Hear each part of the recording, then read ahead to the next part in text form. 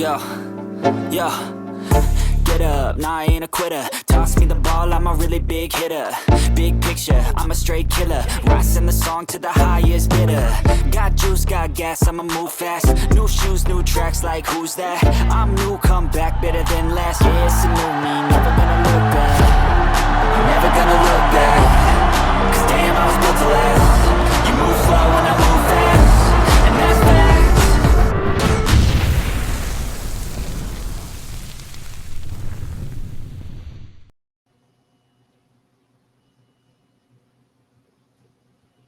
What's good, y'all?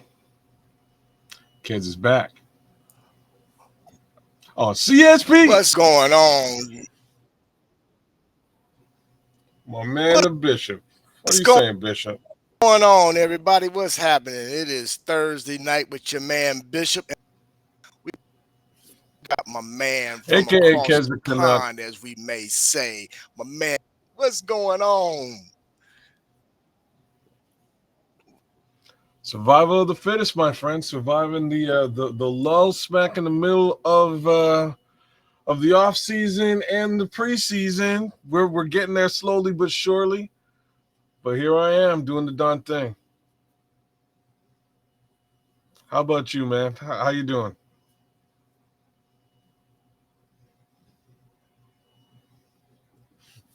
Is it me or is it you?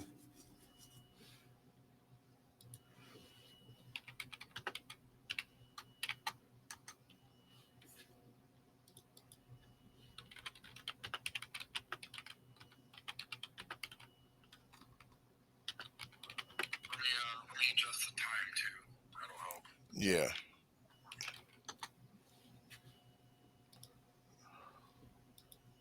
All right. I think we better. You good? Trying to solve difficulties. Hold on here, everybody. Okay. We're gonna I'll give my man a minute. we coming at you live. Give me a second. Let's get this together. Oh, there's tracks. And tracks. You're live with us, Tracks. Come on in, brother. Yeah, it says it's streaming. We're good. Okay. All right, bye. All right.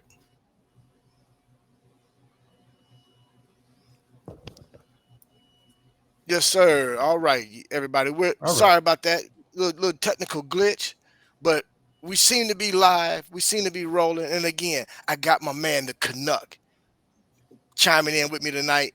We're gonna chop it up tonight. It is July the 3rd, pre 4th of July for those of us that's on the American side of the border. I believe yesterday was Canada Day. July 1st, so July 1st. Okay. So post Canada Day, pre 4th of July, and definitely a full-on week of write-off for anybody who's conducting any level of business.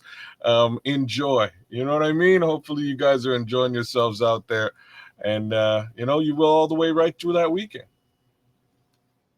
Man, that's cool. Well, I know everybody on this side of the border is ready to get it going. It's tequila 30 somewhere. It's beer o'clock. It's beer o'clock and everything else everywhere else. So, but look, man, we chopped it up last night, but tonight we're gonna do something a little different here, brother. We actually have a little something going on here where I understand that Mr. Matt Hasselbeck did an interview where he did some analyzing of Caleb Williams' season last season. And of course, he saw some things during his analysis to determine that there's some things that Mr. Caleb Williams needs to clean up. And I'm pretty sure a lot of the things that he touched on, we as podcasters and everybody else, as well as fans, probably saw some of the similar things I talked about was the sack and whether or not it was all the sacks, which I think were 68 of them this past season. He was sacked 68 times, right? 40, 42, 45 too many. But yeah, for sure. Yeah. Um, So, everybody said that, it was the offensive line. Well, according to Matt Hasselbeck, he said, ah, wish it could be that, but unfortunately, no. You can't throw all those sacks on the offensive line. The quarterback has to own some. He said, and quite a few, as a matter of fact. So, Kez, you tell me, what's your thoughts on it, man? I mean, you've had a chance. You watched the entire season. You didn't miss a game. You as well. I know you had your reservations about some things during last season. So, what's your take on Matt Hasselbeck's analysis of Caleb Williams, especially with regard to the sacks and who's responsible for those sacks, man? all right, let's start there. I can't. I gotta say, I can almost guarantee that me and Mr. Hasselbeck saw his season almost identically. Right? It's probably the first thing that I'll say, and we'll continue down that path throughout this episode. If we're gonna start out with the sack situation, yeah, Caleb took a lot of. He put himself in some dangerous situations. But here's the positive side of that. The positive side is that I think at the end of this, he started to get an understanding of what he can and can't do in the NFL. And I think that's the upside to sort of look at it. Did the offensive line let him down in many cases? Yes. And that kind of had its own fallout if you really look at it, right? Like a guy like Tevin Jenkins, I don't really think Tevin Jenkins was much of a problem, quote unquote, on that line. But moving forward, trying to get a contract and get some money in a pay year, due to injury and due to the actual overall performance of that offensive line, Tevin had to take a not so team friendly, right? Not a team friendly in Chicago. It was a not so team friendly elsewhere. So that's just a little bit of a look at Yeah. it. But on that left side, and I know that, man, just look across the line. So in the year 2025, we've replaced the center, we've replaced the right guard, we've replaced the left guard, we've replaced the left tackle twice, right? So there's clearly issues on that line. That goes without saying. I would like to think that in this 2025 season, we're going to see a much improved version of that offensive line. Um, that's going to help That's going to help Caleb exponentially. It's also going to help the running game exponentially. But most importantly, if we're looking at a game just a sacks case scenario, Hmm. what we saw a lot of was defenses collapsing the center of the line. The center of the line would collapse. And if that's collapsing, Caleb has one of two directions to go. Three. You can go back and lose additional yardage, and nobody wants Yeah. to do that. So you're Or trying you're to going, roll or out you're going left, either way. or Yeah. you're trying to roll out right. If he's rolling out right, let's just give Darnell Wright the benefit of the doubt and say maybe he might be a little bit safe. But if the play is to the left hand side of the field, which in many cases it is going to that tight end, let's ignore the tight end because he wasn't throwing to no tight ends. If it was going to Keenan Allen in the slot, is really where he was going. If it's going to DJ Moore on the other side, we've got to face the music with Braxton Jones not being the best pass protector at that left tackle position. Is he a great run blocker? Yeah, but he could be a better pass protector. Unfortunately, when that thing collapses from the center and it's almost all on him and or whoever's replacing Tevin Jenkins in a situation where he's hurt, it's not a good scene. So, like I'm saying, there's a lot of problems with respect to Caleb. A lot of it can be put on the line too. I'm not really mad at the 68 sacks in season one. I think he really needed to gain an understanding of what he's able to do back there in a bad situation. I think there's positive learning that came out of that this year. That's sort of how I look at it. That makes sense. Yeah, I Yeah. agree with you. I agree with you, man. All right. Since we're on this subject, now that Of course, I guess questions are still in the air regarding the left tackle, who's going to end up actually starting at left tackle. But removing the left tackle, are you comfortable with the upgrades that's been made to the offensive line thus far? Um, okay. At I'm least on paper. comfortable with it. Yes, on paper, I'm comfortable with what they've attempted to do. We're yet to see it on the field, right? That was really where I was headed. We're yet to see it. The one thing that the one thing that bothered me the most in the last 2 years was simply the word cohesion, right? It all comes back to that word, or cohesiveness, if you will.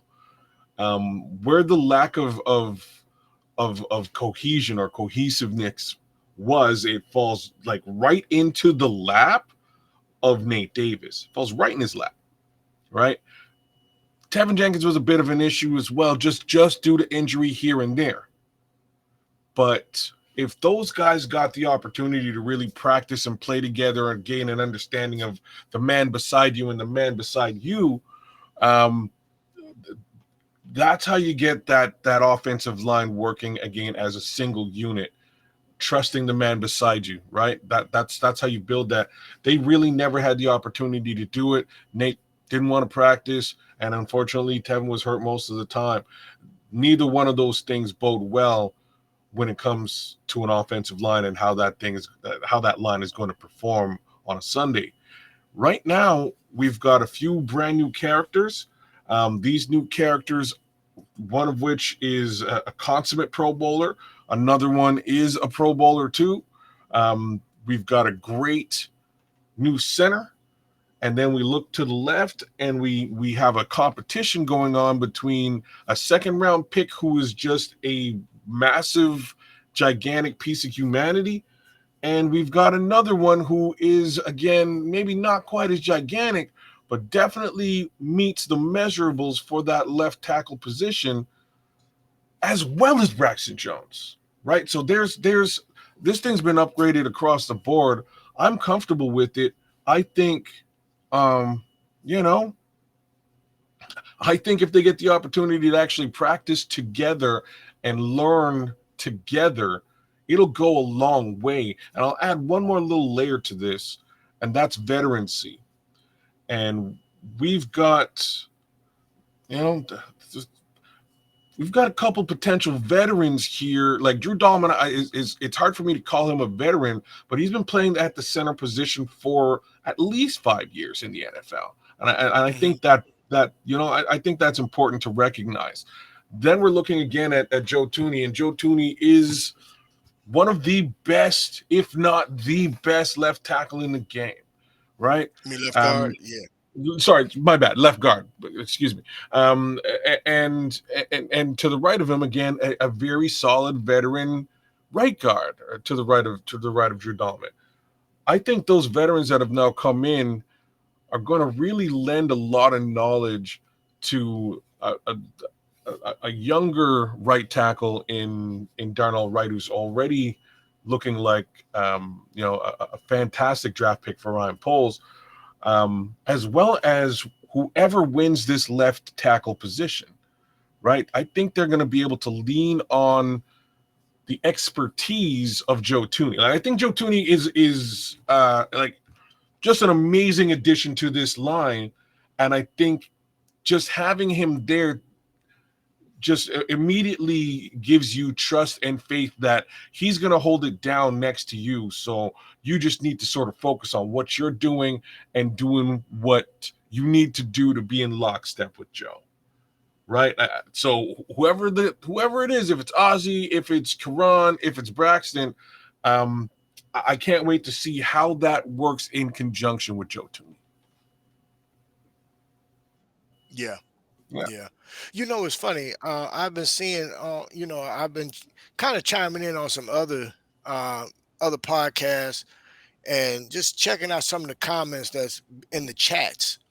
And it's it a lot of people, oh man, it sounds like most of them are trying to say that to have benefited from EFF, that does all thing. They're trying to, they're trying to say that I don't argue with he's that. not as good. He's not as good as the numbers say he is.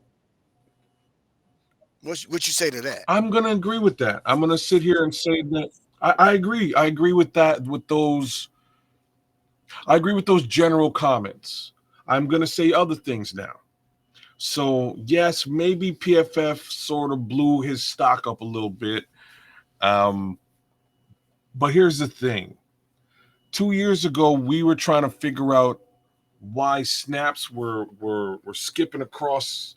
You know what I mean? Skipping across the grass like you're skipping rocks on a lake. Like that was, or Seneca, sometimes them snaps are going Seneca, clear over the quarterback's head, and we didn't couldn't know snap what the was ball going to on. save his life. Right? You know what I'm saying?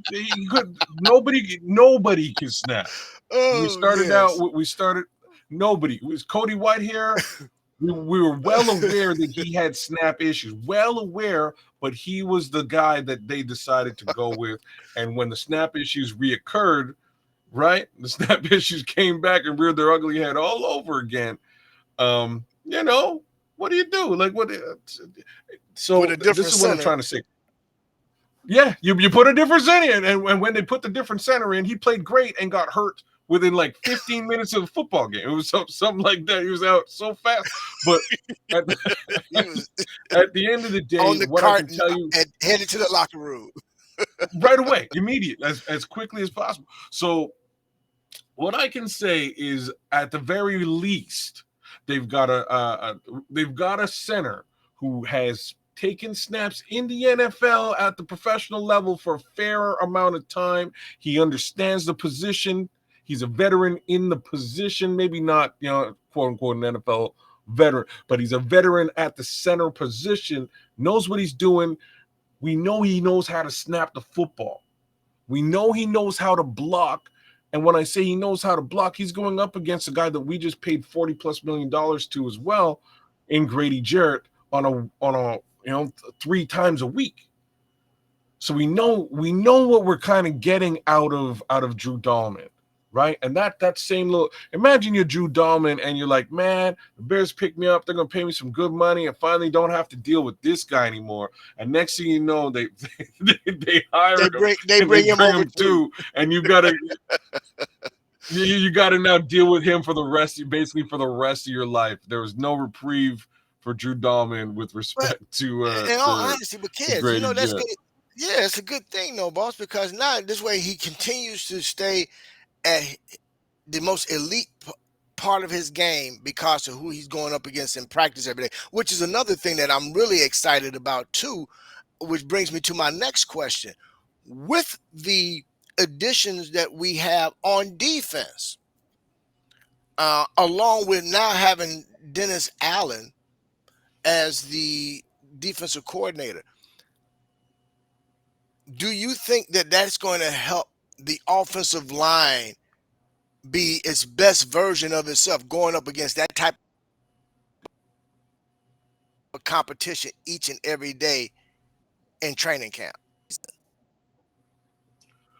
I just don't know what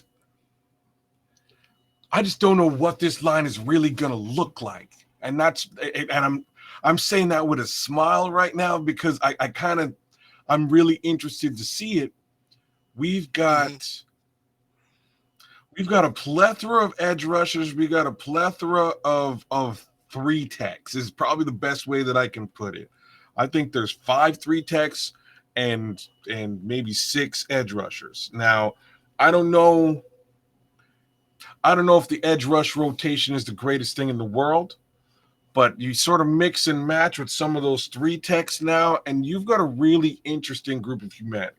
You got Shamar Turner, you've got Javon Dexter, you've got Grady Jarrett, you've got Deo Dangbo, who could basically work as a 3 or on the edge, right? Like Billings, Billings is your consummate nose power that's your run stuffer, interior right? guy no matter what. It's an interesting, just that whole line, that whole front, that front four. I like Dennis Allen is going to have a lot of fun this season. Is really the best way I can put it.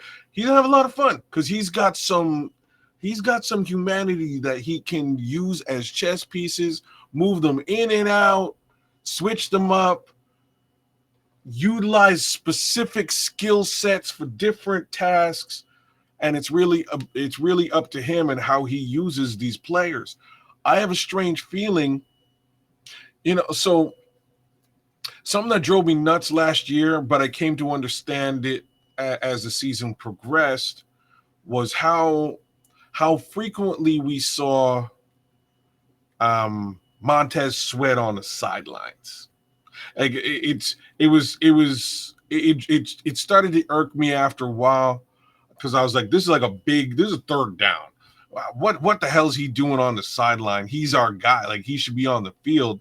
And you come to sort of notice that, like, he's playing a step behind. He's injured. He needs the time. You know what I mean? He needs the rest. He needs to sit down. Okay, they're playing him hurt. And you just sort of, I had to come to that realization after watching it a couple of times. And Matt Eberflus was actually questioned about it a few times, and he was just like, "Oh, we have a rotation."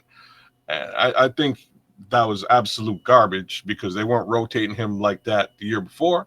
Like they weren't, and he was getting sacks. They were this year, and last year, and I think again that he was injured. This time around, I think they're going to rotate for A, to keep everybody fresh, but B, schematically and purposefully.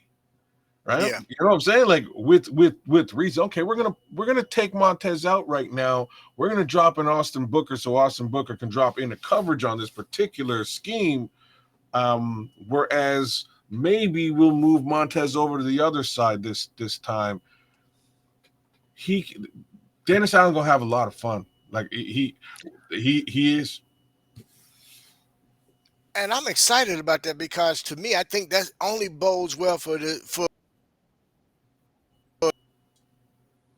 offensive line. Seeing different, when you seeing different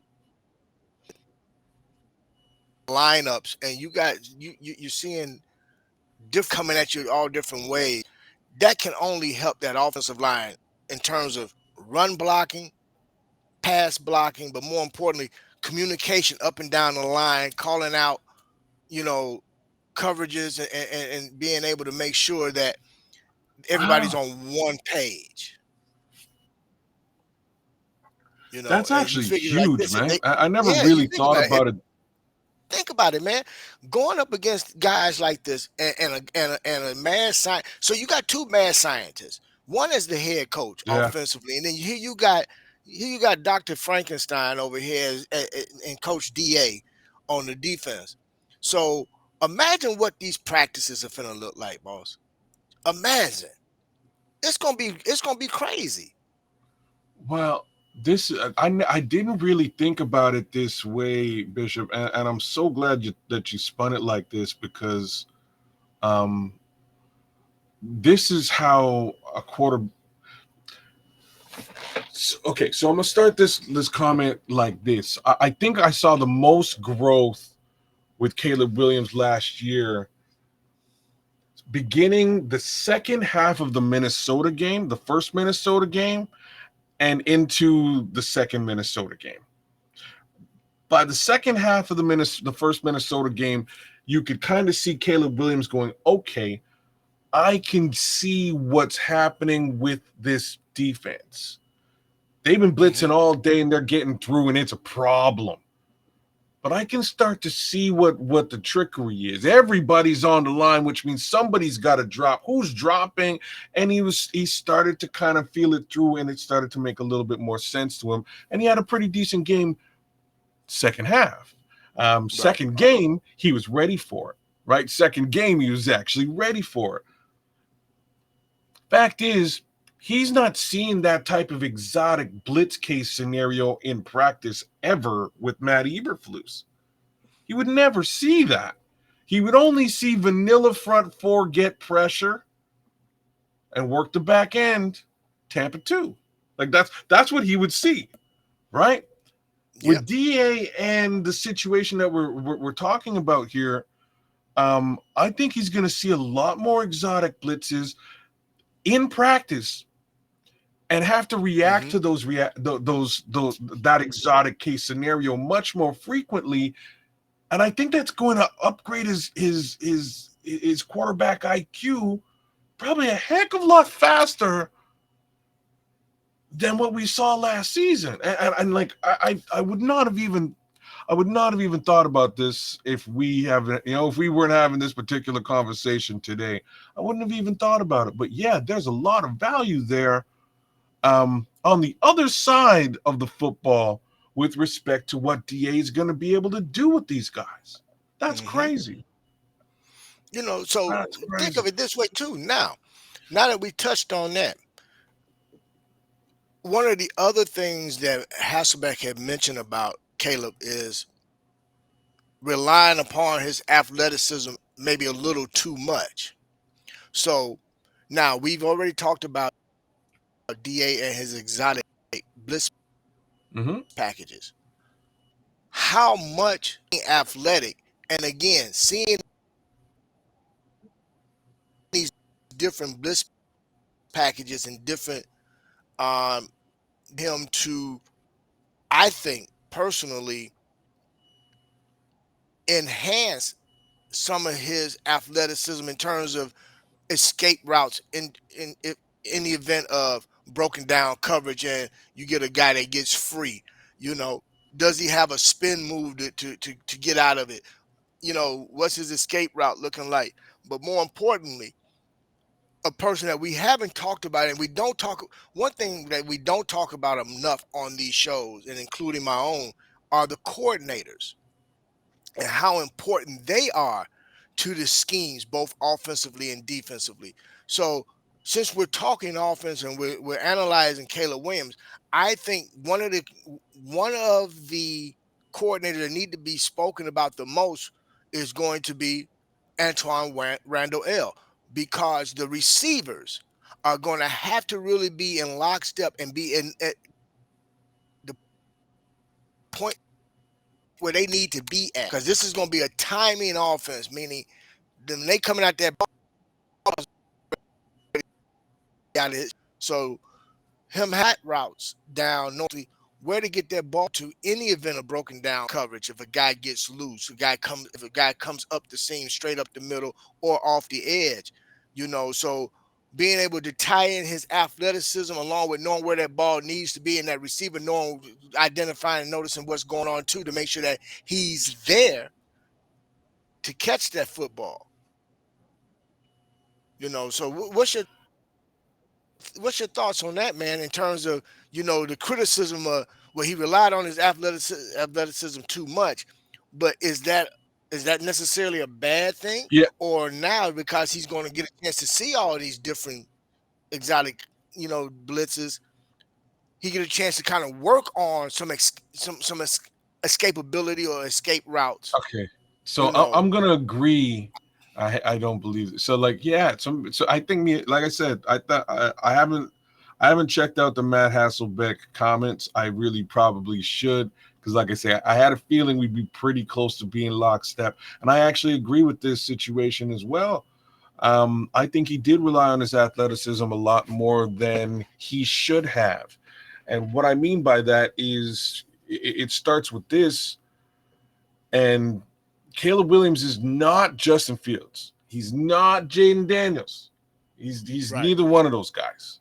That's not the type of athlete that he is. And there were times when he got himself into Justin Fields situations, and you're like, oh, like Justin would have taken this to the house. Right. And that's just not Caleb.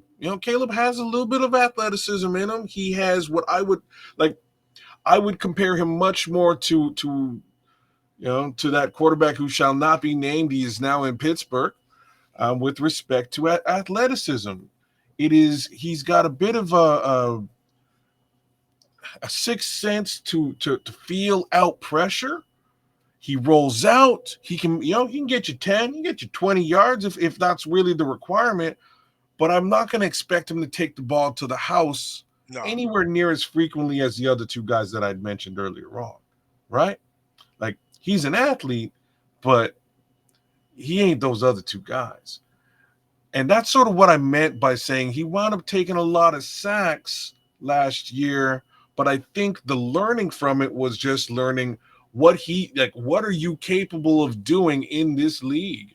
And in my opinion, he's not capable of being Justin Fields. He's not capable of being Jaden Daniels.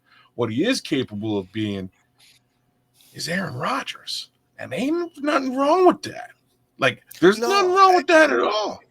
And actually, he's about as fast as the other guy, that guy up in Kansas City, because Patrick ain't all that fast either. But he's able to escape and get away also. But his arm goes in different ways of being able to get rid of the football.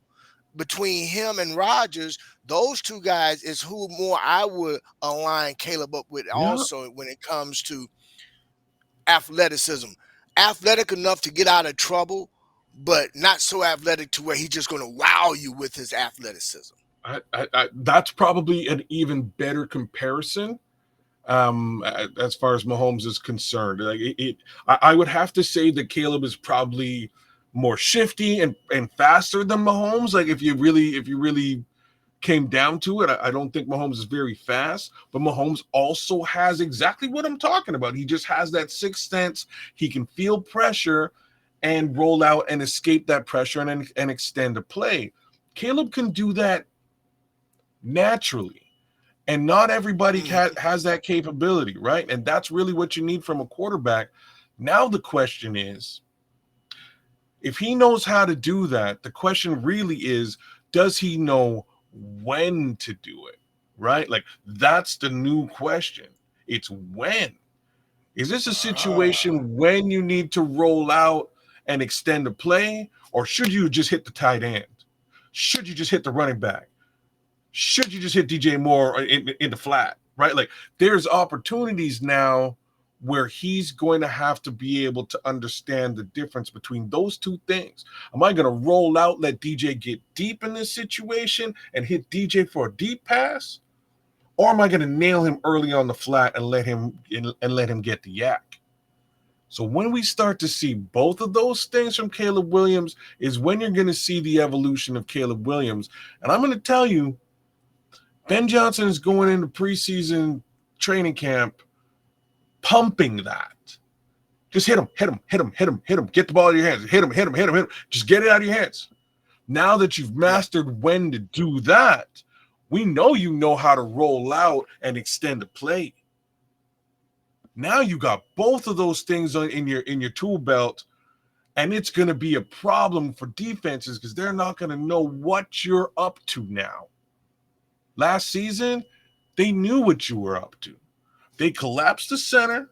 They came around the left, and this is just Flores alone figured it out early. Like that first half of that Minnesota game was brutal because it was put everyone on the line, blow over the center who can't stand you up because the two guys beside him aren't caliber, right?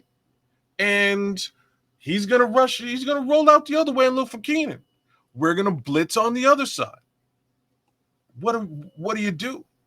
So he's going to try to extend that play. He's going to try to extend it and roll out around, hoping somebody gets open. Maybe they do, maybe they don't.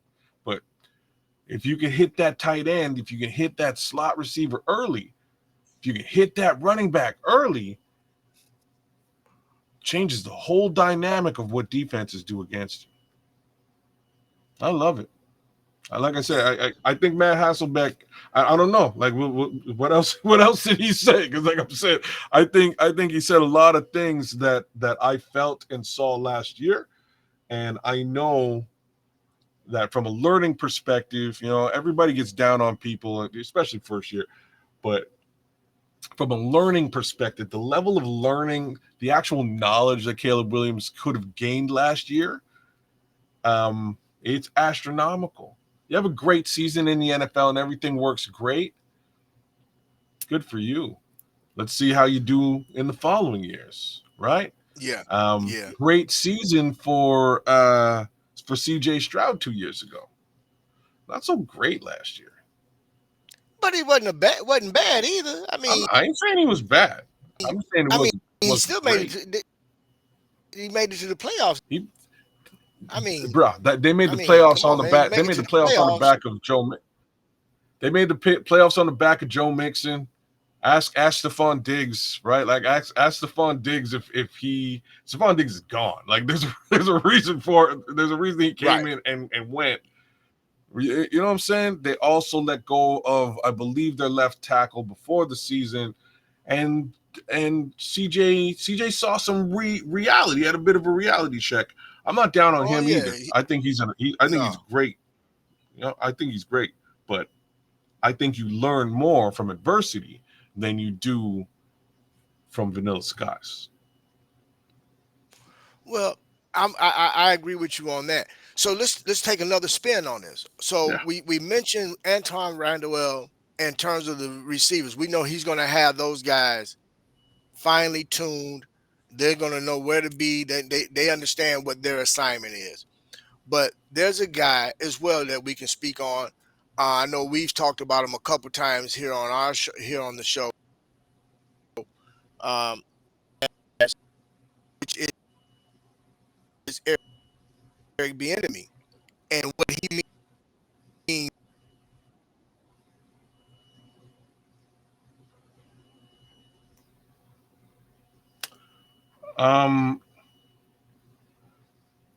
Eric Bieniemy. He means to the blocking schemes with regard. So what's your added as a coordinator and what his role is going to?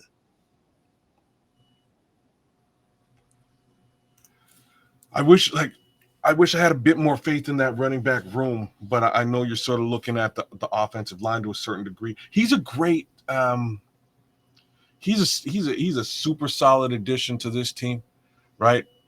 There's really nothing that he hasn't done on offense, including play physically in the NFL, right? Like he brings a lot to the table.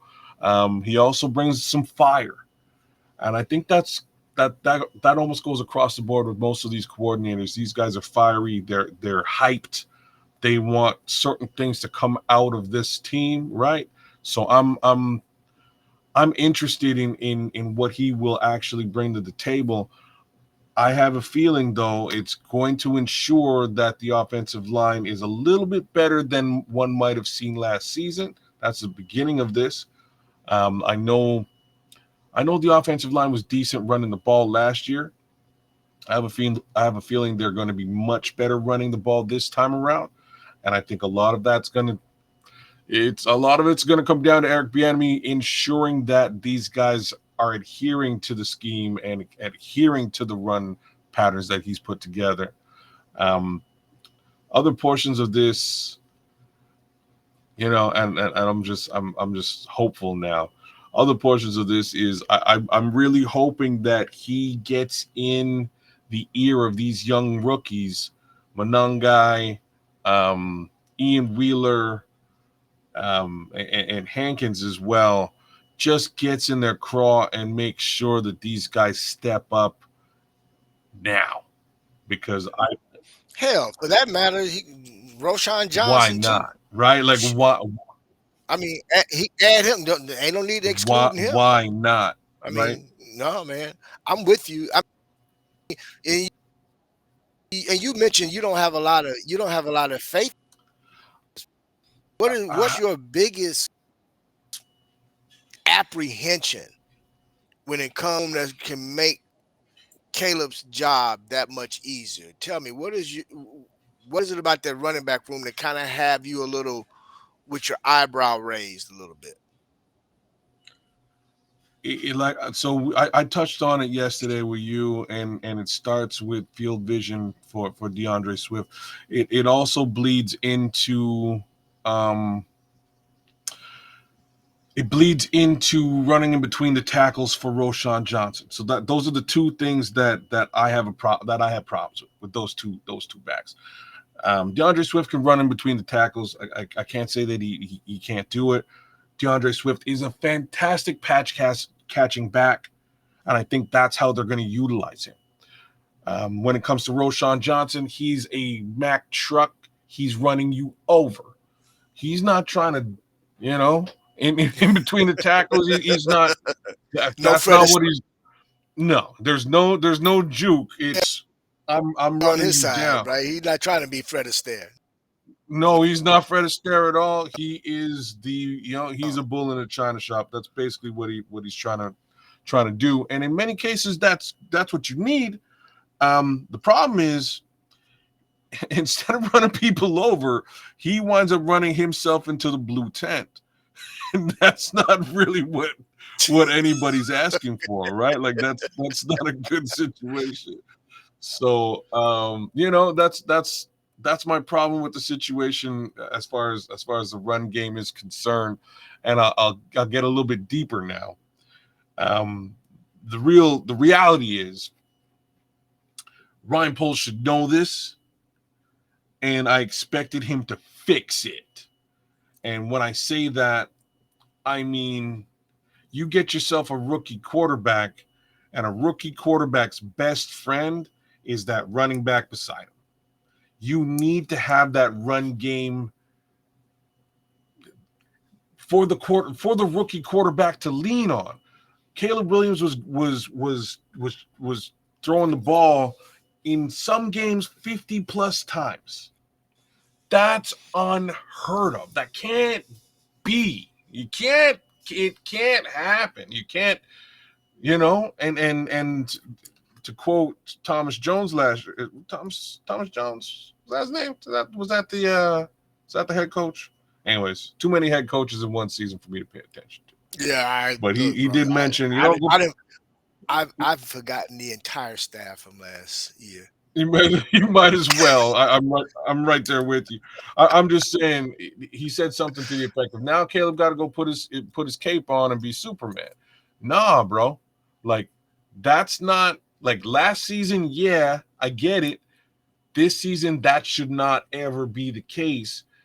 Unfortunately, it's gonna be the case. Here's Hmm. how it doesn't be the case. Like there's only one way.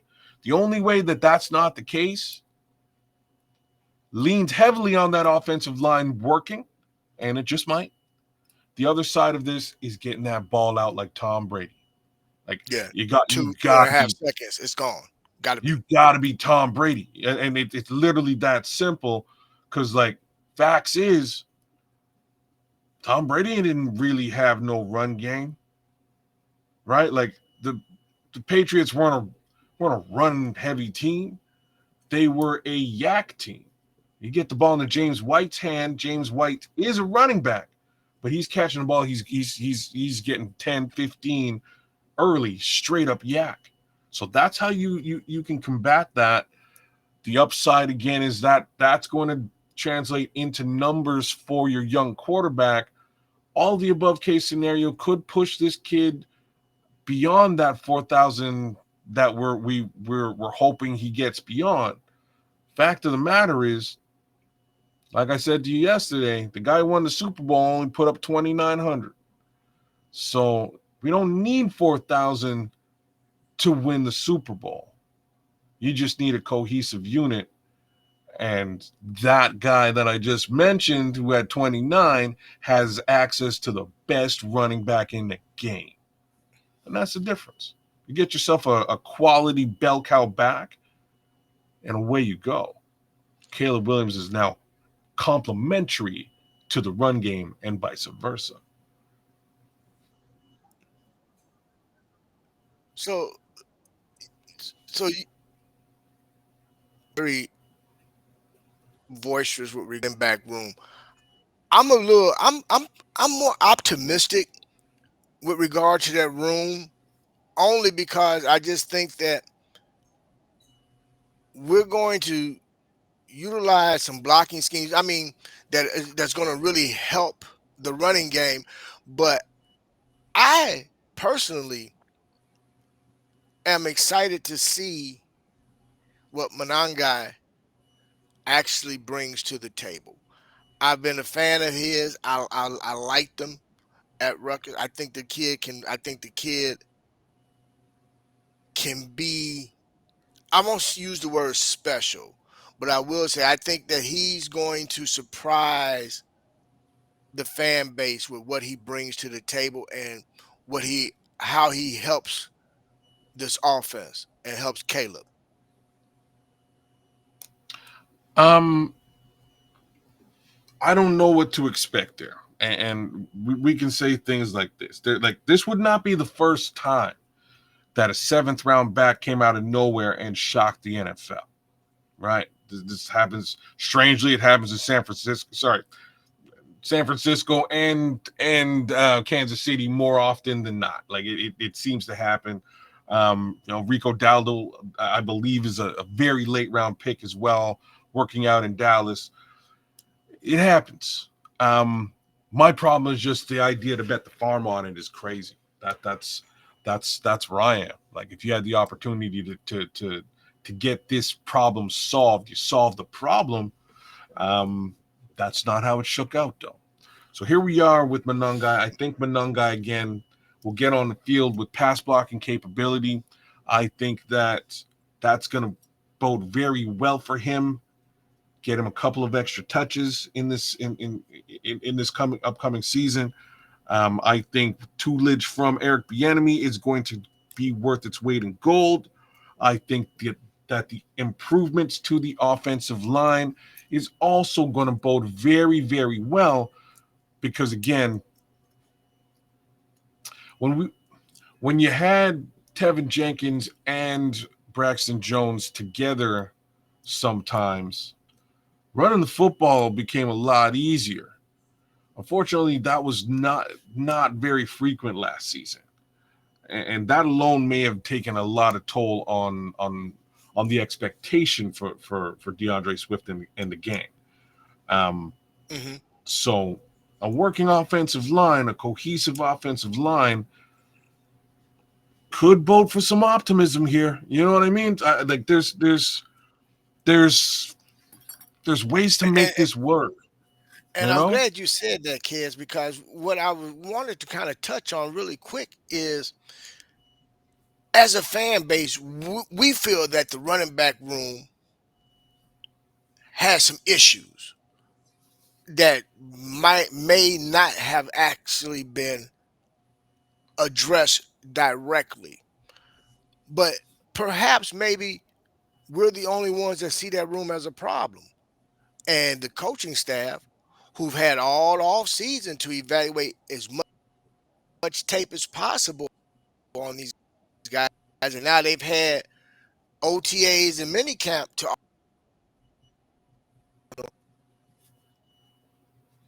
and we haven't heard him brought into camp to stir things up. So perhaps they're okay with the six backs that they currently have in that running back room and are expecting potential fall possible. Here's a question for you.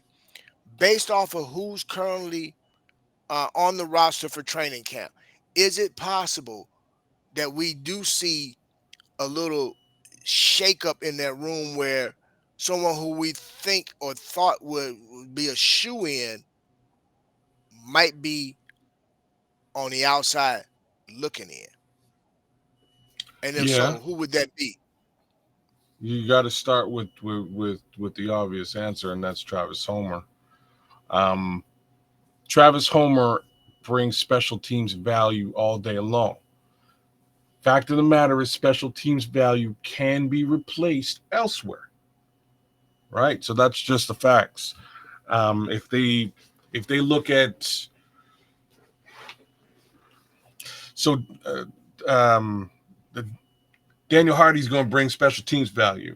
Eamon Agbagbamiga is going to bring special teams value.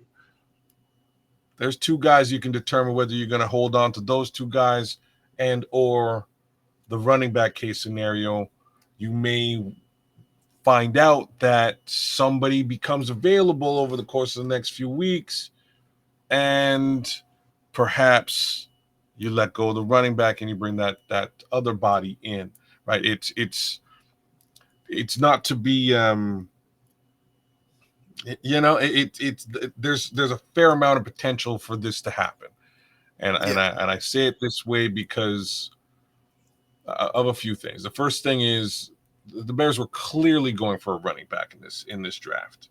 They recognized that Ashton Genty was not going to fall to them under any pretenses, and that was fine with them. And it might have been fine with me too.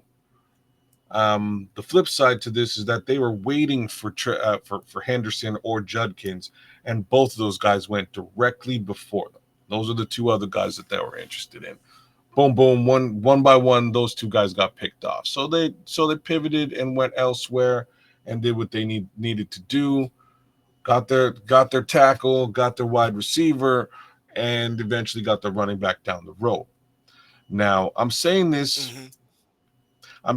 because there was such this draft class was so deep that just about everybody and their mom got a running back.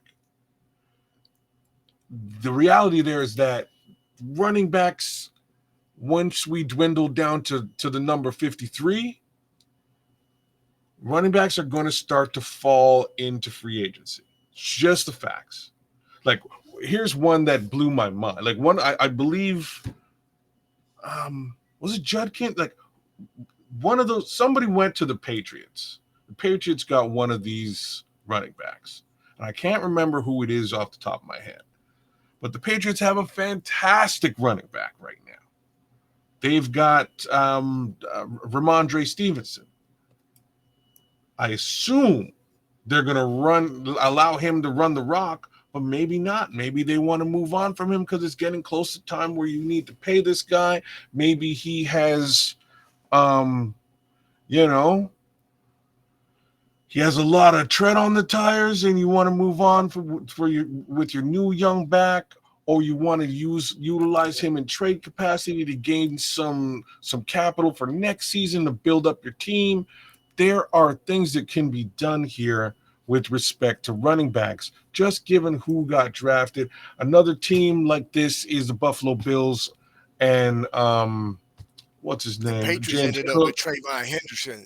That's what I thank you. Henderson. And they picked him just before. That's what I thought. It was either Henderson or it was Quinshon Judkins. The odds that Travion Henderson is going to sit on the bench in New England is very slim, very slim. So perhaps Ramondre Stevenson will become available. If Ramondre Stevenson becomes available, get him. You know what I'm saying? Like, it's about that simple. Go get that man. That man is your Roach. He's your Roschon Johnson fix. He's just big-bodied enough to go north and south, right alongside DeAndre Swift. That would work out perfect. But like, that's just one example. The Bills are in a similar boat with James Cook. They don't want to pay James Cook. They just drafted a running back, and I can't remember who it is, but he's nice as well. Maybe James Cook falls off the wagon in Buffalo. But there's more than just those two guys that I'm talking about. Everybody and their mom got a running back this time around, except for the Bears. Well, but don't you feel like when you talk about James Cook, kids, don't you feel like James Cook and DeAndre Swift is almost the same person? Yeah, kind of. Yeah. Like, James Cook wouldn't be my target. Yeah. Okay. Right. Yeah. So let's put this out here. If a running back was, who would you want that person to be? Like, Ramondre Stevenson is probably the first name that I would put out there. That'd be number one. First name that comes to mind. Another guy that I would think of is Audric Estime. there's a north-south back for you all day long that would complement what you have going on with DeAndre Swift. He's only been in the game for a year. I believe Denver also grabbed a running back this time around too. They have another running back that's playing very well. So perhaps Estime falls out. Those are two guys that I can think of right off the top of my head that might be in situations where they just wind up on the road looking for a new team for no real reason other than it's crowded on their existing team. You know, that's my thoughts there. I'm not sure. Not sure if there's anybody else like I would think of right off the bat that's gonna fall out. Like, yeah, Let me ask you this: do you think Deion Hankins has a real good shot of making this 53-man roster as a running back? And if so, who would he be pushing out of the room? Which I already have an idea myself, and I think we're gonna share the same. You're but gonna we're thinking the same name. you've seen his And run style. I know I already know who you okay with getting rid of. Period. It's got to But be Roshan, right? So I think he runs Roshan right out the building. That's my 2 cents there. I think he runs Roshan right out the building. But we'll have to see. I've seen this man run human beings I down thought you in would the say exact Travis same. Homer myself. Really, you're going to say Travis Homer? And I'm like I say, I'm fine with that. I thought you would lean toward Travis Homer Really, being the okay. odd man out. But again, I keep remembering like the fact His special runs. teams once again is what would keep the team. Oh yeah, that's where Travis Homer comes into play. Like you and I both know, you can probably count the carries that he's had. I think he's been on the team for 3, if not 4 years, but you can probably count the carries he's had over that tenure. Um, on one hand, Yeah, probably on two, probably one hand, maybe two at max. And if we maybe go to two hand, is only using two fingers. So he might have had no more than 7 carries, no more than seven no, carries the entire 3 years. We know that I for a don't. I fact. don't. I think you're probably bang on with the number 7. To be honest with you, I think that's like exactly what it is. So his value is elsewhere. You can get special teams value from other players who are special teamers, right? I just don't know who those guys are.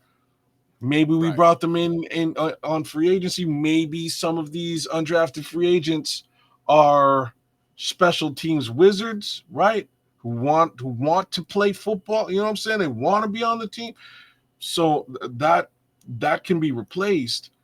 Um, and if that's replaced, then you have access to bringing in somebody else to round things out. And like I say, as far as Hankins is concerned, um, play style versus play style was really where I thought you were going. He looks like a better Roshan Johnson to me. Like I wish I was lying.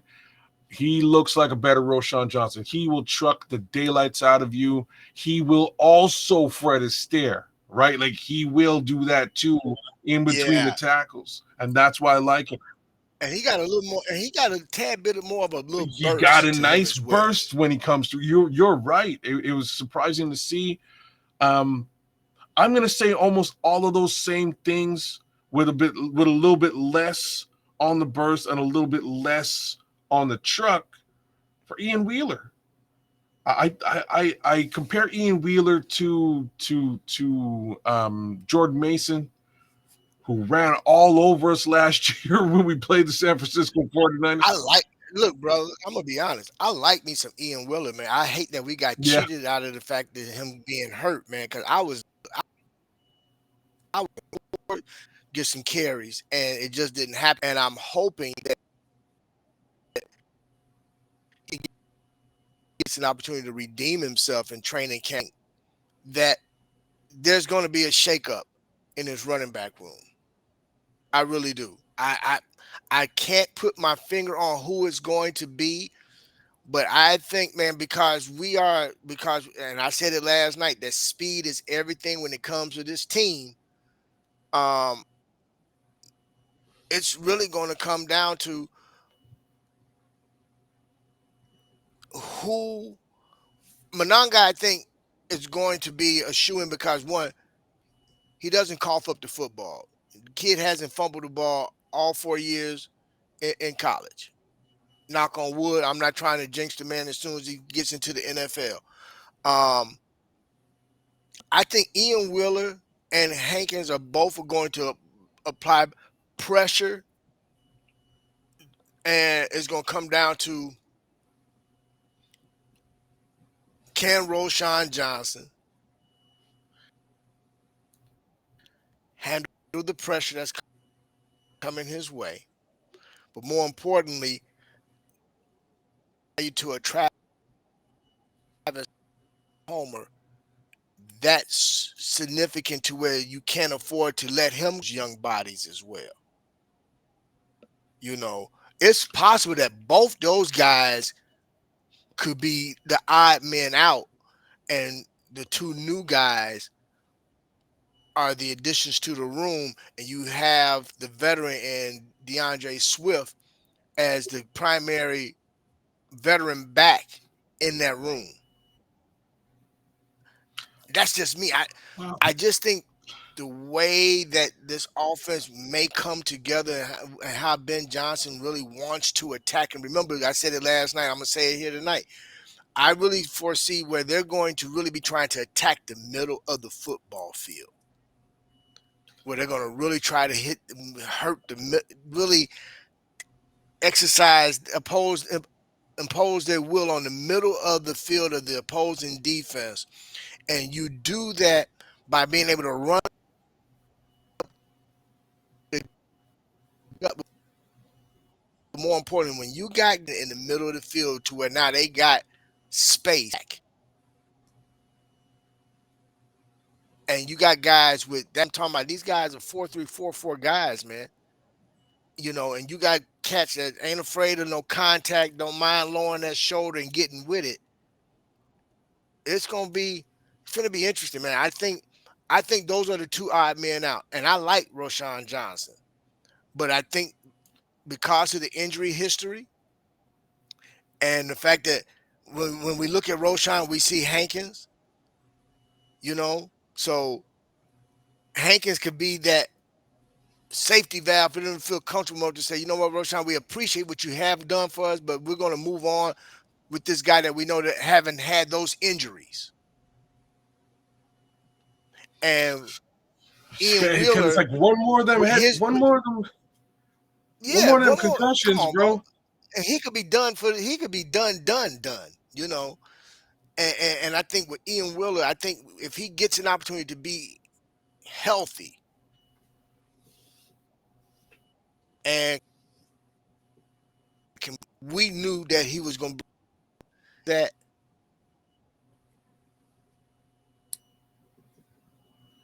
And what that's going to do could push him out. Now you got a running back room with a lot of speed, guys that can catch the ball out of the backfield. You got guys that can not only run between the tackle, but can also try to stare it out and be able to bounce out and do some damage as well. And pass block. That's going to be key. All of these things are Pass block. oh yeah, and that like I say, that's where Monangai.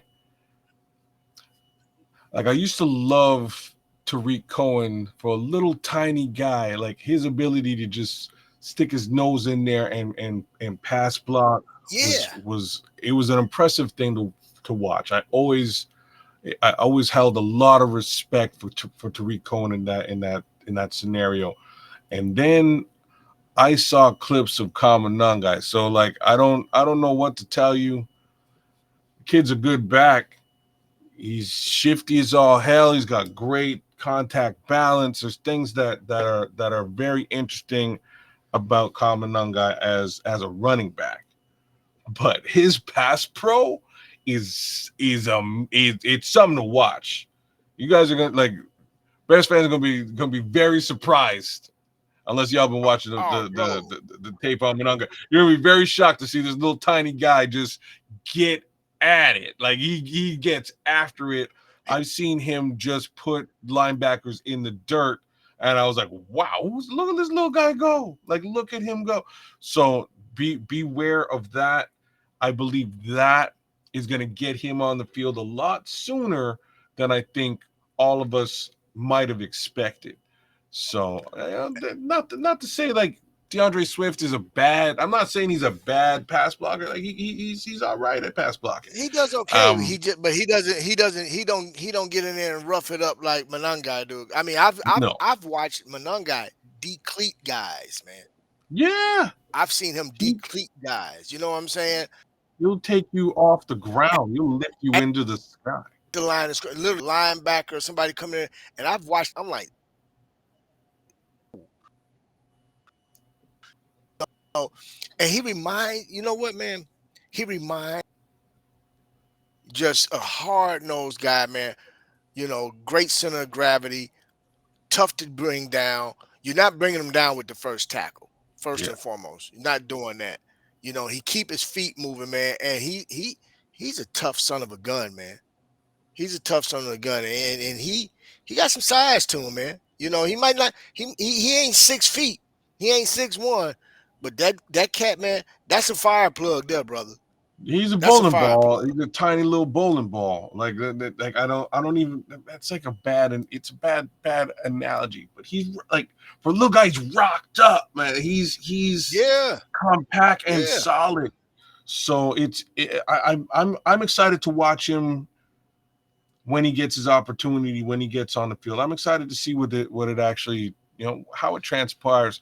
I do want to address like what you were saying though, and one of the best coordinators for the center of the field that I've ever seen has to be Ben Johnson, right? Like it had I couldn't tell you anybody else who's this good in the middle of the field scheming things up. Like this is why wow. This is like the investment in three specific players on Detroit. I guess you can also add. I guess yeah, why not? You can add Jameer Gibbs into that too. But I'm talking Amon-Ra St. Brown and then Sam Laporta. And what two positions did Ben go after year one as a Bears head coach? Right, it was get the tight end that can do what Laporta's been And then go doing. get your slot Get my receiver, slot who is savior. You got it. who is, And who now is I'm gonna Luther Burden, who is who and is now I'm uh, gonna who do is a bunch. bigger, stronger version of Amon St. Brown and faster. Yeah, And faster, yeah. bigger, stronger, and faster. Let's now work out of a bunch formation. We put all three of those guys together in the middle of the field. Hell, we'll bring DJ with him, right? Just get the three of them there. You got Cole Kmet on the other side, or yeah, sure. You put Cole on the other side, and see what happens. You know what I'm saying? Like you see what happens. Uh, Cole, DJ's going out on a 7 route, and you know what I'm saying? Luther Burden's cutting in on a crosser, and now you got big smooth Colston Loveland going deep, right? Like there's what do you do with that? And then you switch Brother. that up, and then you switch it up the other way, and you just put those three guys together. You don't know who's going where or doing what when, Right. I mean, right? imagine lining Burden outside, put DJ in the slot. You got Rome flanked out, and then I mean, there's so many different combinations, man, that can really create some matchup problems. And I'm gonna be honest, if I'm an opposing defense and I'm looking at this wide receiver, tight end, we're just gonna touch on them. You gotta pick Wow. DJ It's not even a screen passes. I mean, his yards after the catch. Heck, for that matter, Rome's yard after the catch.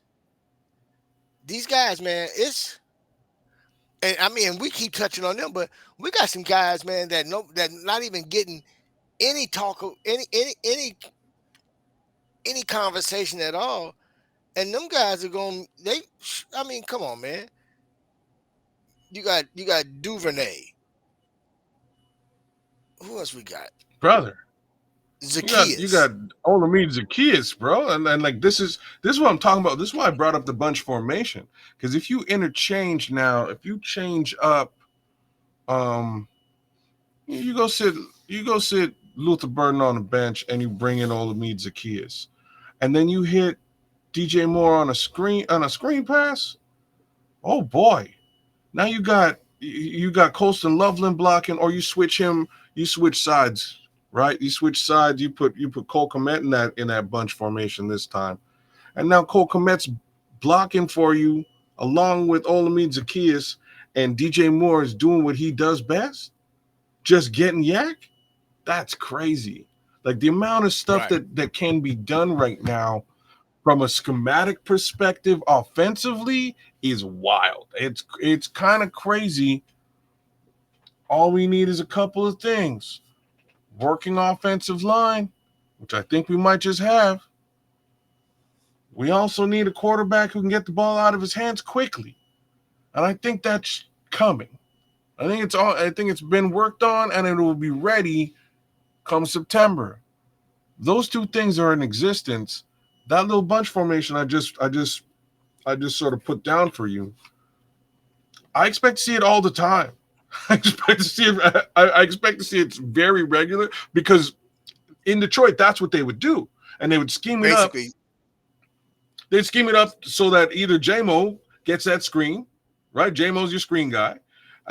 Or he's going deep. I mean, we're gonna keep putting it on the field. But I don't know how do you stop it? And when I say how do you stop it, I mean, if the play is to clear route and get Luther Burden open on a crosser, which is basically what the play was 90% of the time for Amon-Ra St. Brown. Yeah. Ain't nobody was able to stop it, really. It was really hard to stop. Like, Amon-Ra St. Brown is catching that crosser over the middle of the field because you brought everybody into the field and you took them all on a 7 route to the other side.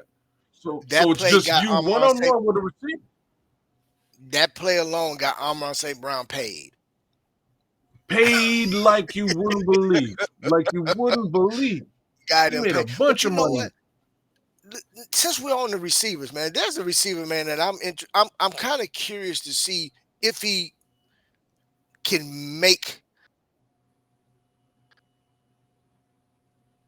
I don't know if he's going to make the 53-man roster. Who are you thinking of? Anticipating that he probably make the practice squad, and that's that boy Ja'Day Walker. What's your on him? And do you have a chance to making the team, whether it make the 50? There's a couple of guys like that. It's not just him. There's also J.P. Richardson that people are very keen on. I've been hearing a lot of positive. I was going to bring him up. I was going to throw his name in. I'm hearing a lot of positive stuff about both of those guys. Ja'Day Walker. I would keep them as. Man, I'm kind of curious, man. And I would keep them as practice squad bodies. I think that's what I do. I think Tyler Scott is going to be that odd man out. I'd keep them as practice squad bodies. That's really what I would be aiming for. I'm trying to think That's what I would do. And this is like me and Nomad talked about this a little bit with respect to JP Richardson specifically, because he likes him. He's I'm like, man, experiencing some I really technical like him as a. difficulties on my end. He likes him. He likes JP as a receiver, right? He likes him in the slot, and I think he'd be a great slot receiver. My problem is just that there's just too many mouths to feed right now, right? I'm Yeah. still trying to figure out personally. I'm trying to figure out. So I just mapped out a bunch formation case scenario for you. I'm trying to figure out what happens with Cole Kmet and Rome Odunze. That's honest to goodness. That's where I get a little bit worried. And the thoughts really is that once, as you said, like once teams start to focus on that bunch, now you can hit Rome on the other side for deep Mm-hmm. yardage, which is pretty crazy. So now you got a real nice setup with those particular receivers, DJ, Luther, Rome on the other side. You've got your tight ends in the mix as well, running back too, all who could potentially be threats from a Yak perspective. I just don't know where, like, what do you do with these other couple of guys, man? Like, what do you do with them? I don't know. I would stash them both on the. I would stash them both. That's what I would do, That's and gonna be hope hard to that. do though, boss. I That's gonna know, be man. that's gonna be hard to that's gonna be hard to do, I kids. know. I mean, come on, man. I mean, they might be able to hide them for the first 3 to 5 games, man. But if somebody goes down on an opposing team, you don't think that they're gonna come to get some of that talent, man? They coming.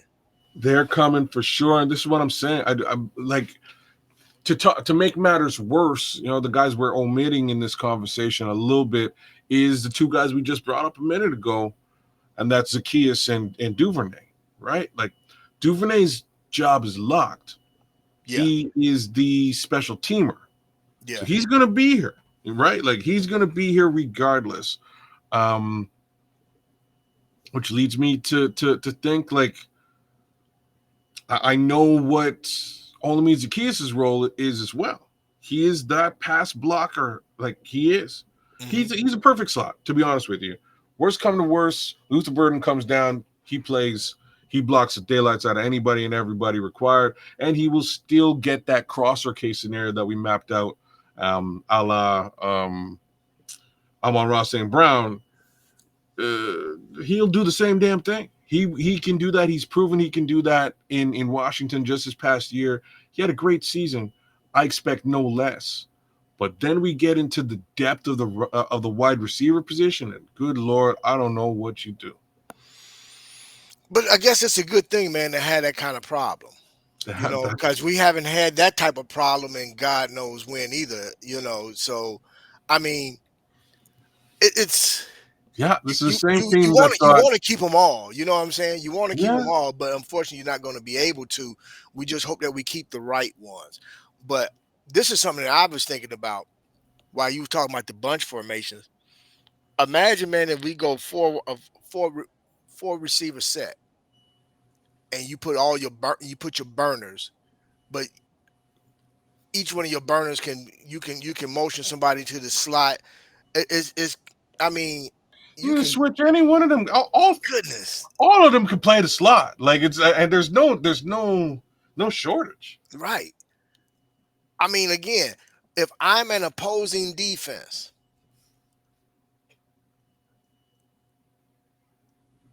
it's problems, man. And in all honesty, I really I think the first 8 weeks is fool's gold for the Bears, meaning nobody's seen any film, nobody knows what to expect. Just and put so much different stuff out there to where even when they do watch film, they're not getting everything.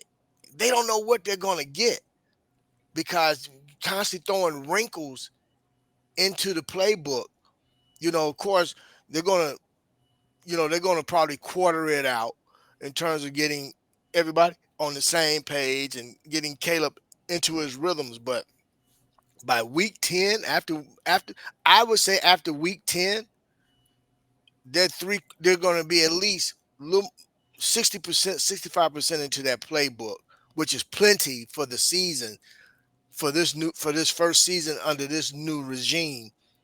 But there's going to be enough wrinkles within that 65% of that playbook that opposing teams haven't seen yet. Um, it's again, we're talking about a bit of a scheme genius right now, though, and this is where things get really interesting. Yeah. Like, if we're talking 65% of the playbook, I don't think I don't think they'll be anywhere near 35%. And why I mean that, why I say that is because I think this man has plans on top of plans on top of plans, right? Schemes on top of schemes on top of schemes. And I think really what's needed is to create a baseline, show what, like, build off the baseline that you've Hmm. created, Set that and then identity. and that is the identity. And once it's established, destroy it and run with something completely different that nobody else really saw coming. And don't be surprised if that's what we're looking at, right? So if we're talking bunch formations in the beginning, that's great. Maybe it's five, it's four wide. Maybe it's empty. Right now you're going full on empty on a regular basis towards the end of the season. Everyone was, wow, empty. That's not what we're looking at on tape. But guess what? Now, I'm going to throw another wrinkle in there. So you got four receivers, and then you got another guy in Luther Burden who can actually line up as a running back. So now you add him into the mix. Now you really got five See, receivers. so we're saying Luther can do that. I'm saying that both Rome and DJ can do that too. I think all three of these guys are very similar with respect to their skill sets. I know they're going to keep Rome traditionally on the outside because he's big frame, big body, as in he's Right, tall, right. right? So they'll probably keep him out there. But good Lord, I know he can run the ball. I know both of these wide receivers can run the ball as far as Luther and DJ is concerned. If anything happens to the running back case scenario, I think they can lean on a lot of that if the need be too. So Yeah. I'm excited to see that situation. But like I say, I really think, man, I think Ben Johnson's got some schemes waiting. Remember how Matt Nagy, when he came in, he was like, "Yo, this is the Nagy offense, and when we're done, it'll be 1.0, and then we're gonna get into 2.0 the following season." And this is basically what he was saying. Yeah. Man, I can't wait to see what Ben Johnson 2.0 looks like, because I have a feeling it's gonna be wild and crazy stuff. Oh yeah. Definitely. Right. Stumble bum. We'll have Darnell Wright running out for deep passes, and you know what I'm saying? Well, Like hell, this. in this case, I mean, think about it, man. Roshan Johnson used to be a quarterback. You can see a play. Let's say if he happens to make the team where Ben Johnson uses him, and he's the quarterback, and you end up sending Caleb out for a catch, man. I mean, anything is possible when it comes to Ben Johnson, man. I mean, he's done some crazy things when he was at Detroit, so I can only imagine what he's going to do with what he has here. You know, So one of the crazy things he did in Detroit, and I have to bring it up. One of the crazy things he did in Detroit was basically vulturing touches from DeAndre Swift at the goal line and in 1 yard line, one yard to go situations. And I wish I could blame the guy. I wish I could blame him. I can't blame him for a second because it worked. It made Jamal Williams, um, it made him a force to be reckoned with. Unfortunately, He wound up leaving the team looking for big money, got paid decently, and hasn't really done very much out there in New Orleans. Yeah. Speaking of which, I would not be surprised. I would not be surprised in the least if Jamal Williams winds up on this team. Just saying. As a 1-2 punch case scenario, we've seen it work. It would work. I would not be surprised. And the reality here is there's no way that they would be breaking the bank vault to get this man. He would be coming in at a low wallet share case scenario because the reality is he's not really getting any touches in New Orleans anyways. So he'll get his vulture touches. He'll get the ball, put it in the end zone. And Damn. I'm I just didn't. saying, I said it here first. I'm I'm going just, to look. I'm storing that into the memory bank here, brother. I'm going to be keeping an eye out for that. If that happens, you got to come back. You're gonna have to definitely come back and speak on that, yeah, brother. I'll bring my I told you so. I'll bake an I told you so cake. Yeah, yeah. I have to have you My back for trumpet that one, brother. slice because I'm just saying I would not be surprised in the least if that happens, and because I expect something similar to go on.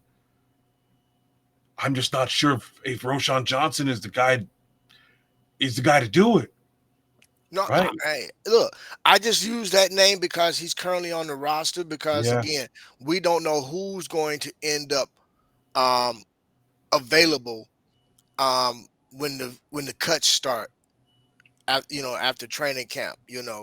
Um, I do know for a fact we're in a very precarious position with regard to the amount of depth that we have at key positions, something that we haven't had in a long time, which Oh yeah. I think bodes well for competition, but more importantly, being able to make sure we are putting the best guys on the field. Um, but with that being said, and before we wrap things up, with regard to Caleb Williams and his development, and we've spoken on the offensive line, we've spoken on the receivers, we've mentioned the running back room, we kind of touched on the tight ends, um, and yeah, let's do that before we get out of here with the tight ends that we currently have. I know you hear the chatter. Oh, well, maybe the Bears should consider trading Cole Kmet, and I'm going to say this again to those. Um, Cole Kmet and Colston Loveland play two different positions as tight ends. One is a true Y, the other is more of an H back. Cole Kmet is the true Y, and Colston Loveland is that H back. And if you go back, if you guys watch film on Colston Loveland, he's going to be a matchup nightmare for defenses because he's another one that you can move around, and his ability to run the route tree and get yards after the catch is going to be a problem Oh yeah. for That's what I'm saying. opposing defenses. That's what I'm saying about that bunch, man. You put those guys all together and you let him cook too, right? You let him So, start out blocking and then yeah, sneak out deep. Man, it will be interesting to see. I just, damn it. that's Yeah. why I really just want our fan base to just take a step back for a minute and let's get into training camp. Let's watch them start putting this gumbo together, and let's see as they're throwing everything into this gumbo, and that roux is just right. So now it's just a matter of letting everything come simmer and come together, and all those flavors come together. Let's give it some time and let's see what comes of it. And if at that point certain individuals start to kind of fall out of the scheme of things, then that's what it becomes. But I'm not advocating for. I mean, we just paid the guy. I think Cole Kmet is going to have. I think he's going to have a heck of a year because he didn't get a chance to demonstrate why he got paid last season.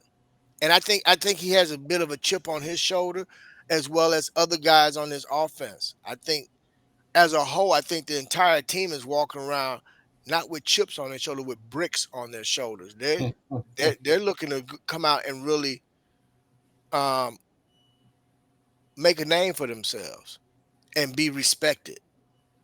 I You think it's know, about that time, man. I oh, think that it's been that time, but I'm excited because something that we haven't had on the sideline in a while is emotion. I think we got a group of coaches that we're going to see emotion from.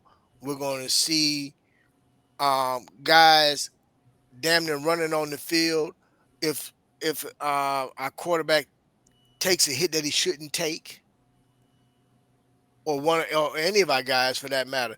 I just think we're going to see a completely different team. I think we're going to see a team with some moxie, with some dog in them, um, and some guys that's going to be willing to rough it up, man.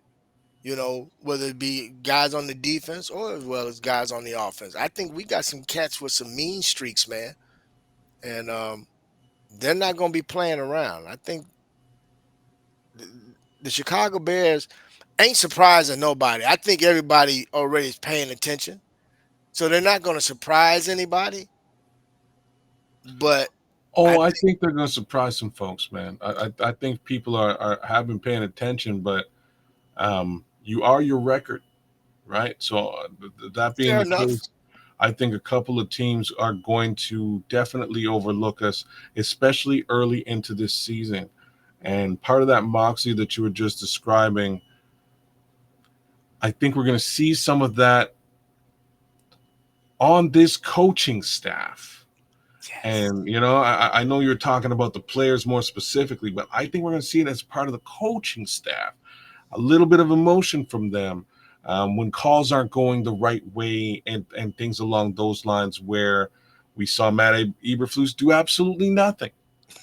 Oh yeah, okay. So like they late hit on Justin Fields, it's cool. Late hit on Caleb Williams is whatever. You know what I mean? Like I'm not even going to throw a timeout to check and see if he's okay. You know Right. what I mean? Right. Like Right. these are the types of things that Cassius Marsh got a penalty for bumping into a ref who actually bumped into him. Right. These are situations where I have a strange feeling Ben Johnson's probably going to lose his mind on the sidelines and maybe get thrown out of a game. And I'm all for both of those things. I don't I don't care. I don't care. I'm all for it. I think this is his team and his games to lose. And I think if things are going sideways and he has a problem with it, he should make his impression felt. Because I sure as F know Mike Ditka would make his impression felt. And I think every Bears fan in the world would agree with that statement.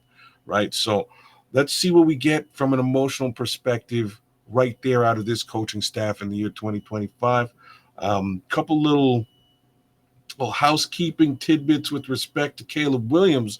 One we didn't touch on was the impact of Chase Daniels on all this. Case Keenum. Case Chase Keenum. Daniels. I'm thinking of consummate backup quarterback in the NFL, and I just naturally, just naturally went with Chase Daniels. Well, 240. Chase Daniels has been an advocate for Caleb Williams. Even during this past offseason, he seems to think that Caleb's going to have a good season, a good opportunity to really showcase his talents. But no, Case Keenum, man, is going to pay major dividends in that quarterback room. I agree. I think that veterancy was egregiously lacking last year Yeah. in that room.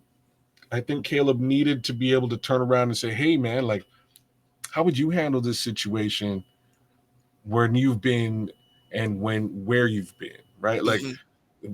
how would you handle that?" And that's so key, so important. And you look over at Washington, And they got that guy, a dude who looks, smells, and feels a heck of a lot like he does, right? In Marcus Mariota.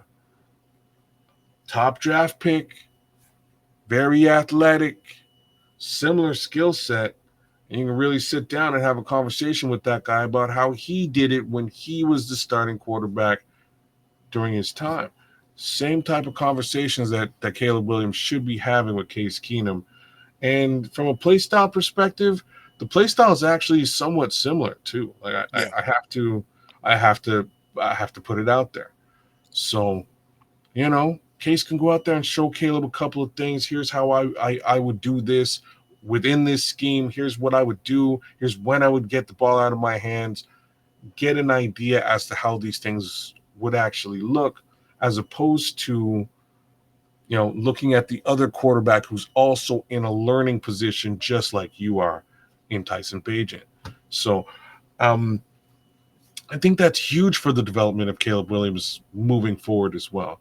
So right now, as a whole, I think the Bears have a very interesting collection around the quarterback, and hopefully that bodes well for his development moving forward. Um, like I say, the only little issue I have is, like, do you have the bell cow back that would take the weight and the onus off of his shoulders on your team? I'm not sure if they have that. That's my only issue right now. Outside of it all, you got the head coach, the skill position players across the board, whether tight end, wide receiver. The offensive line has been massively upgraded. Now it's really just a question of does Caleb Williams want it? And I think he does. That's right. Well, I'm with you on that one, brother. I'm going to say this before we get out of here.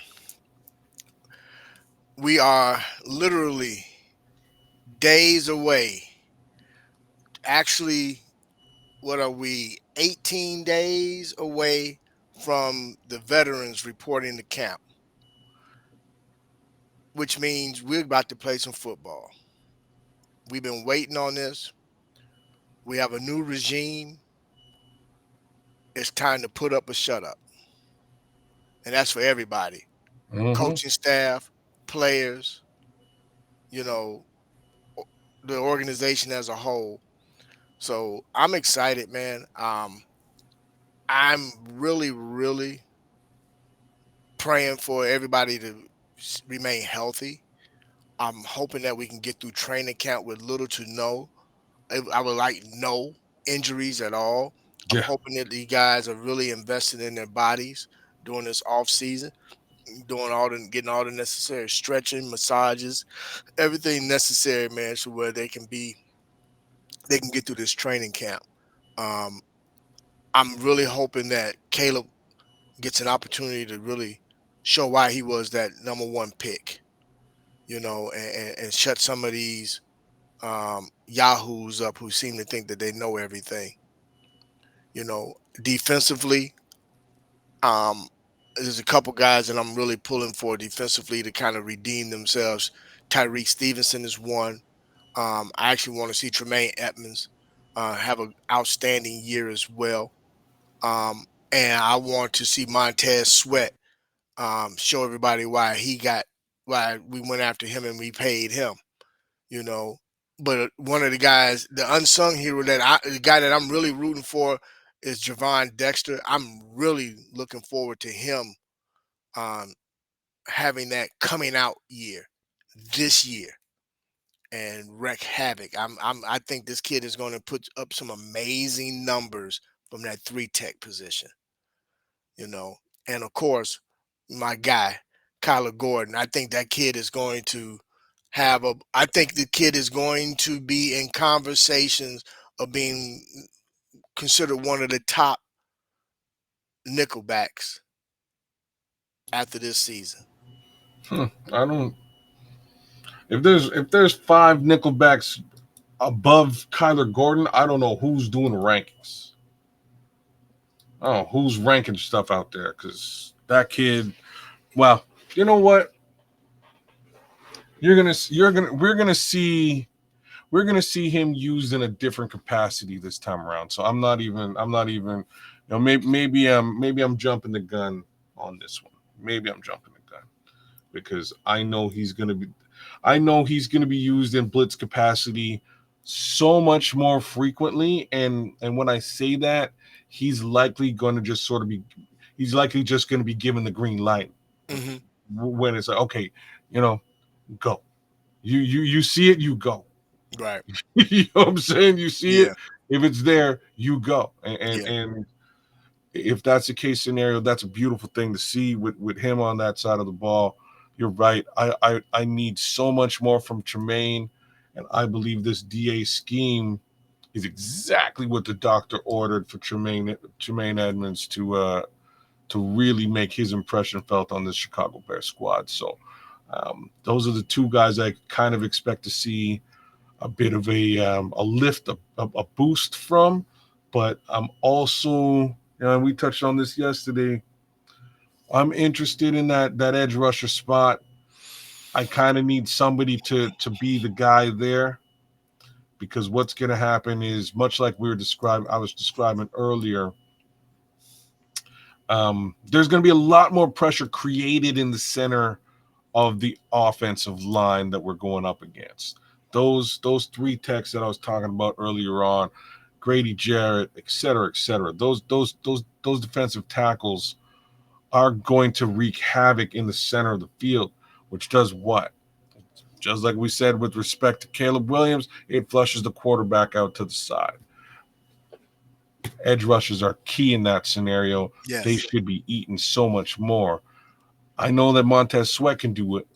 I need to know that the other side is locked down too. So Deo Dango, you're up, bruh. It's on you, right? Your job to lose. Go out there and not only keep the job, but beat the job into the friggin' cement.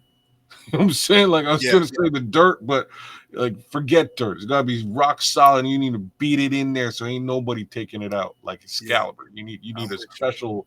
special magic special magic to get it out the concrete at the end.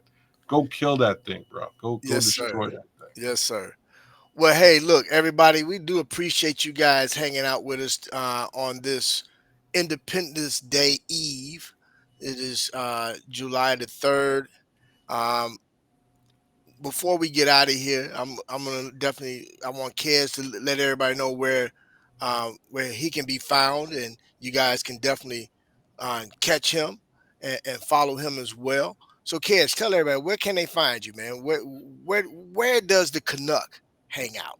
Well, mostly in Canada, but as far as the internet and the webs are concerned, you can catch me on Twitter at Keds the Canuck. You can catch me on YouTube at Keds the Canuck. You can also catch me on the Nomad Network on Wednesdays and Sunday nights, 8 p.m. Central, 9 p.m. Eastern Standard. And we do a whole lot of what we just did here, man. We talk Bears for the most part, and we have a good time doing it. So hopefully we'll see you over there. And if I don't see you, like, share, subscribe on my YouTube or get at me on Twitter, just like I said, and we'll chop it up. I like fans. I'm a Bears fan just as much as everybody else. Bear down. Well, hey, well, I appreciate that, man. As always, man, I really enjoy chopping up with you. I'm glad that you had a chance to come over and be that special guest with me tonight. Before we get out of here, a couple of things I want to touch on really quick. If you guys don't know, I'm going to ask you this time, and I should have asked you at the beginning, but we just dove right into it. Do me a favor, hit that like button, subscribe and share the content. But more importantly, the reason for doing it is because guess what? We are giving away a jersey. And all you have to do is like, comment, and subscribe. That's all you got to do. So we're going to ask everybody that's out there, pay attention and just do those things. Like, comment, and subscribe. Participate, and you have a chance of winning a jersey of your choice. Yes, that's right. A free jersey of your choice. But more importantly, we just want you guys to go ahead and jump in there. with us and let us know how you feel. Let us know what you're thinking because this content is for you guys. We do it for you guys. We just some guys that just like sitting around talking about Bears football, but we do it because we know you guys like it as well. And we want you to know that this is family. And when you comment, we definitely uh, feed off of your comments. So again, thank you for everybody that chose to spend your Thursday evening with myself and with my man Kez the Canuck. Definitely appreciate it. Want to also say thanks to Trax for this platform and allowing us the opportunity to chop it up and talk Bears football. To my man D Nice, who had to do a little extra time at the JOB tonight. Go ahead and get that paper, man. I ain't mad at you. Get that bag. But more importantly, everybody out there, we are approaching Independence Day. Some of you guys celebrate with fireworks and everything. Just be safe, be careful, be mindful. Make sure that the children are around, that they're handling everything safely as well. Remember, safety first. More importantly, um, whoever's cooking, send me a plate. I do like ribs. I like sausage. I like potato salad and all the other little side dishes that you all may want. And I like my sweets. So if somebody can send me some caramel cake, I would greatly appreciate it. But more importantly, I just want everybody to enjoy your families, enjoy your loved ones, your friends, um, whoever you're celebrating with. Um, it is Independence Day. That means freedom, but we know freedom ain't free. So, kids, man, thank you, brother. Thank you, man. I enjoyed myself tonight, man. You know, Me too. Me too. We chopped it my, up well. Shout out to D Nice and Trax for sure. And hopefully nobody gets abducted by aliens. Happy Independence Day. hey, I don't know what y'all out there drinking. I know what I'm gonna be drinking. You know, I'm gonna get started here shortly because I got to get down here and get this meat marinated and get ready for the grill tomorrow. So it's gonna be tequila 30 for me here real soon. Okay. A Kids, what you gonna be sipping on this weekend, man? little bit of Appletons. I also have some. I've gotten into something a little bit special. They're called Moscow Mules. That's what I've been Oh, what I've been drinking. Yeah, that's what I've been drinking the last little while. A little bit of lime juice, put a little lime in there, or real lime. A little bit of lime, ginger beer, and citrus vodka. There's another way to do it. If you're from Amsterdam, you take the vodka out. You use Geneva, which is a citrus gin. Any of the above, Moscow Mule, you'll enjoy it. Nice, flavorful drink. I'm about to see if I can find a way to get you Oh, some mint tequila. I have some mint okay, that would tequila. work too, because mint actually goes very well. Some spots serve it with mint. And the other piece to it is you got to drink it in a copper mug. It's like a Yes. thing. It brings out the flavor. So there you have it, Moscow Mule. Well, y'all heard it here first, y'all. Y'all heard it here first. Y'all know what the Canuck is going to be sipping on this holiday weekend. But Cheers. with that being said, again, before we get out of here, if you haven't done so already, do me the favor, hit that like button. You know, subscribe and share this content. But more importantly, I want everybody to be safe. Have a very safe holiday weekend. Enjoy your loved ones. I don't know the last time when we've actually had Independence Day on a Friday. So we getting ready to run hard this whole weekend, y'all. So let's just have some fun. Let's count down these days up to leading up to training camp. We want to wish everybody that is going to be going to training camp, please be safe as well. No injuries before training camp. All right. You guys hear that? No injuries before training camp, but we want everybody to have fun, enjoy your families, um, eat plenty of food, and remember this: we are blessed to be a blessing. Let your loved ones know that you love them, you care about them. Tell them you love them. You know they may think it, but it's good to hear it every once in a while. Kids, my man, again, thank you for joining me, brother. Um, Anytime, Bishop. and I will be calling on you, brother. I will be calling on you real soon. So get ready, because when training camp comes, you're gonna have to come on back to the show, brother, so we can talk about what we're hearing coming out of training camp. All right. All right. Always down to chop it up. You know what it is. All right. Well, with that being said, we are out. Bear down. Bear down, y'all.